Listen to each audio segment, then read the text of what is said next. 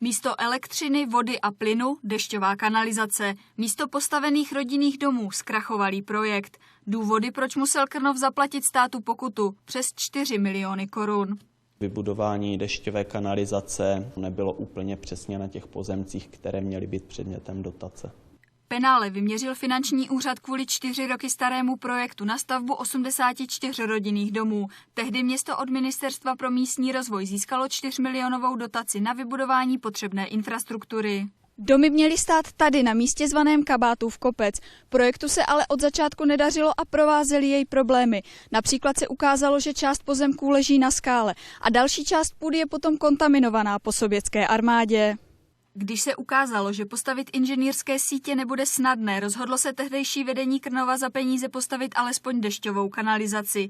Dnes se brání kritice a tvrdí, že na stavbu domů měli zájemce a změny konzultovali s úřady. To nebyla žádná partizánština, čili tam je potřeba si bojovat, někdo udělá bu a my hned zaplatíme. Musíme hledat další prostředky, kterými se budeme bránit. Přitom právě pokutě se chtěli současní zastupitelé vyhnout, když letos v zimě rozhodli, že dotaci státu raději vrátí. Marně. Subjekt dotaci vrací až po zjištění, že došlo k porušení podmínek, za kterých byla poskytnuta. Peníze už město státu zaplatilo, aby se tak vyhnulo případným dalším postihům. Radní ale doufají, že se jim podaří najít způsob, jak získat alespoň část pokuty zpět. Květa Gebauerová, Česká televize Krnov.